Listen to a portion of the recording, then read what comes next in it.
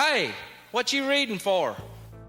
There is a lot of diversity on YouTube. People from different countries, from different backgrounds, and with different perspectives talking about books.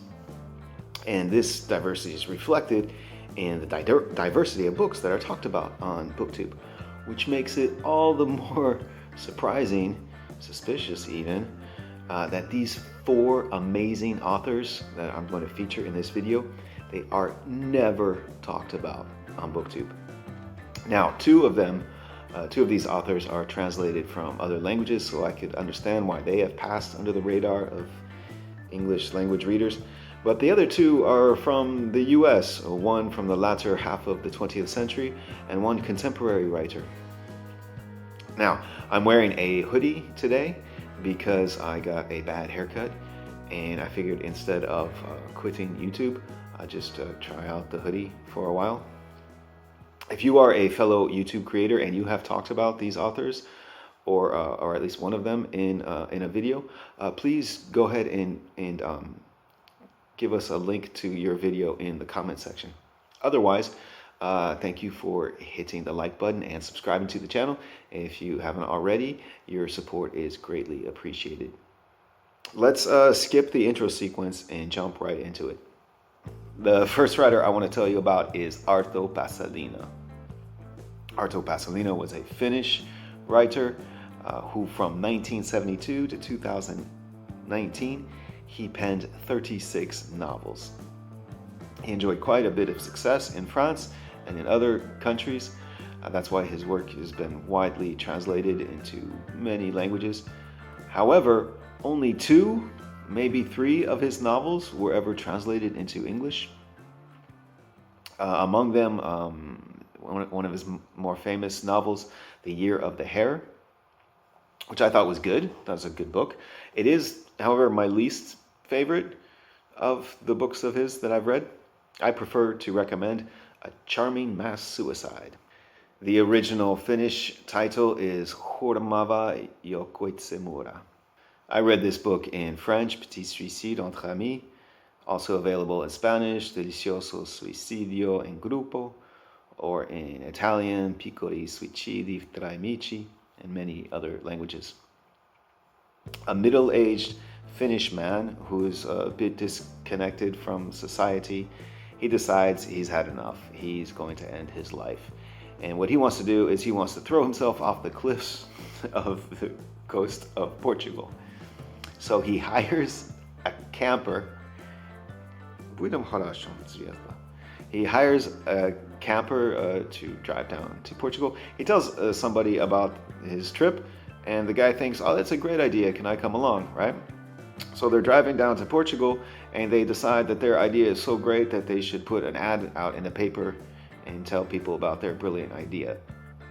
And they get many responses from people who think their idea is great and they want to join them.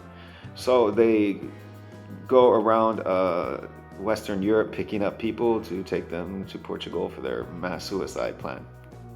Pretty soon the camper is full, and as they're making their way to Portugal, all the people, they end up getting along, and they decide that that there is something worth living for. So when they finally get to Portugal on the coast, they have a lovely picnic. This is classic Arto Paasilinna. It's dark, humoristic, and ultimately touching without being saccharine. It features a middle-aged Finnish man who is a bit disconnected from society. He goes on a road trip and interacts with nature, with the land, with animals, and with other people. And finally, he's able to connect in a way that had previously eluded him. I love this author, and I'd highly recommend checking him out. Next, an American author, Davis Grubb, from West Virginia. West Virginia. From 1953 to 1982, Davis Grubb penned 10 novels and 2 short story collections, and a 3rd short story collection was published posthumously. His biggest hit was probably his first novel, The Night of the Hunter, which was made famous by a successful film adaptation that is widely considered a classic. I have not seen the movie, but for me, the book was a 5-star read. Think The Terminator meets the Grapes of Wrath. No, don't leave me. Also, a 5-star read for me was his second book, A Dream of Kings. Now, this is a historical fiction set in the South, set in Virginia, a few years before the start of the Civil War. And we have two unrelated orphans, and they're taken in by this woman, this religious zealot. And these kids, they grow up and they have very strong feelings for each other. However, these feelings are not allowed, they're not even discussed in the home because these feelings are sinful. So is puberty and manhood and womanhood and menstruation. So these kids, they do not understand their feelings. They don't understand their bodies. They don't understand this war that is breaking out in their country. Lots of conflicting emotions being explored in this masterful book. As is the case with a Davis Grubb novel, the writing is exquisite, it's dense and poetic. His short stories have not resonated with me to the same extent, but his short stories fall more comfortably into the horror genre. A few of his stories were featured in television anthology series such as Night Gallery and Alfred Hitchcock Presents. I did a lengthy review of his last novel, Ancient Lights, in the video, The Strangest Books I've Ever Read. I also did a review of The Night of the Hunter. I'll leave links to those videos in the show notes.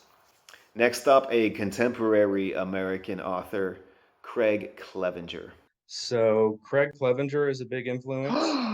Yes, we've talked about him before. Yes. Why is Craig Clevenger not more famous than he is? I don't know. He's I brilliant. honestly, I ask myself that pretty regularly. Craig Clevenger has thus far put out 3 novels, The Contortionist Handbook, Dermaphoria, and last year's release, Mother Howl. All 3 of these novels are superb. The Contortionist Handbook: a master forger of identity documents is admitted to hospital after a drug overdose. He must convince the hospital psychiatrist that the overdose was not intentional, while adhering to the specifics of the new identity he has recently assumed. The stakes are high, the writing and plotting are brilliant, it's emotionally impactful as well, which are all descriptives I could use for his other 2 novels as well. Dermaphoria: a chemist has invented a new synthetic drug. He blows up his lab, whether intentionally or unintentionally.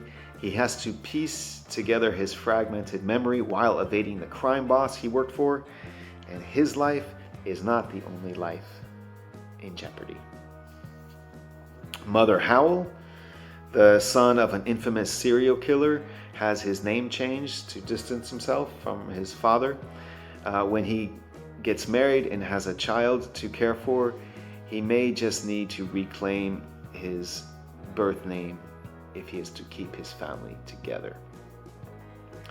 This book, Mother Howl, features one of my favorite characters in recent literature, in Icarus, who provides stellar comic relief. Craig Clevenger deserves more love and respect, and I'm simply baffled that that has yet to come about. And lastly, a Polish writer from the early 20th century, Stefan Grabinski. He wrote mainly macabre short stories that earned him the nickname the Polish Poe. Surrealistic, often disturbingly erotic, highly atmospheric.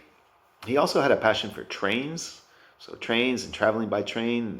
These elements feature frequently in his works, notably in the collection The Motion Demon.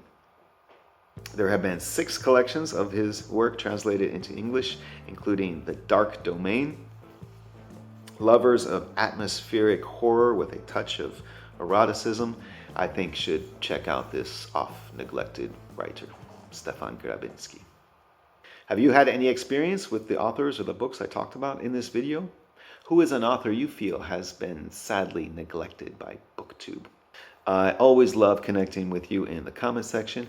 Thank you for liking and subscribing, and thank you for watching. I'll see you at the next video.